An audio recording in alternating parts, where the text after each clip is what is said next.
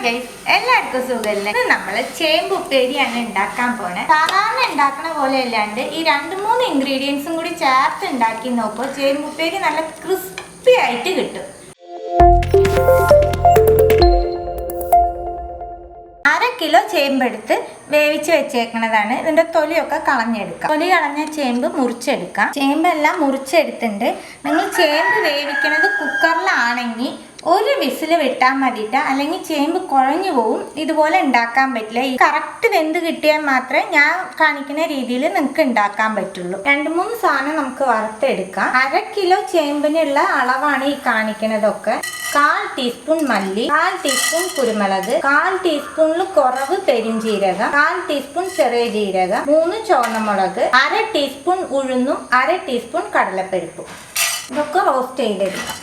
ഈ മിക്സ് ഇപ്പോൾ 1/2 കിലോ ചേമ്പിന് ഞാൻ പറഞ്ഞു. നിങ്ങളിത് കൂടുതൽ വേണമെങ്കിലും പൊടിച്ച് വെക്കാട്ട. കായ ഉപ്പേരി, ഉരുളക്കിഴങ്ങ് ഉപ്പേരിയൊക്കെ നമ്മൾ ഉണ്ടാക്കുമ്പോൾ ഈ മിക്സ് ചേർക്കാൻ പറ്റും. ഇതുപോലെ റോസ്റ്റ് ചെയ്ത് പൊടിച്ച് വെച്ചാൽ കുറേ മാസങ്ങൾക്ക് നമുക്ക് സൂക്ഷിച്ച് വെക്കാനും പറ്റും. എല്ലാം റോസ്റ്റ് ആയിട്ട് തരിതരിയോടുകൂടി ഇത് പൊടിച്ചെടുക്കാം. തരിതരിയോടുകൂടി പൊടിച്ചെടുത്തിട്ടുണ്ട്. അത് മാറ്റി വെക്കാം. പാനിലേക്ക് 1 ടേബിൾ സ്പൂൺ ഓയിൽ ചേർക്കുന്നുണ്ട്. 1/2 ടീസ്പൂൺ കടുക്, കുറച്ച് വേപ്പില, 4 വെളുത്തുള്ളി എടുത്ത് ചതച്ച് വെച്ചേക്കുന്നതാണ്. എല്ലാം ഒന്ന് മിക്സ് ചെയ്ത് കൊടുക്കാം. 1/4 ടീസ്പൂൺ കായപ്പൊടി, 1/4 ടീസ്പൂൺ മഞ്ഞൾപ്പൊടി ഒന്ന് മിക്സ് ചെയ്യാം. 1 ടീസ്പൂൺ കാശ്മീരി മുളക് പൊടി ഇത് മിക്സ് ചെയ്ത് കൊടുക്കാം. ഇതിലേക്ക് നമ്മൾ റെഡിയാക്കി വെച്ചേക്കുന്ന ചേമ്പ് ചേർക്കുന്നുണ്ട്. ചേമ്പിൽ നല്ലോണം പൊടി മിക്സാക്കി കൊടുക്കണം. ചേമ്പിന് ആവശ്യമായിട്ടുള്ള ഉപ്പ് ചേർക്കുന്നുണ്ട്. ഉപ്പ് ചേർത്ത് ഒന്ന് മിക്സ് ചെയ്യുക. മിക്സ് ചെയ്തതിന് ശേഷം 1 മിനിറ്റ് ഇത് കുക്ക് ചെയ്തെടുക്കാം.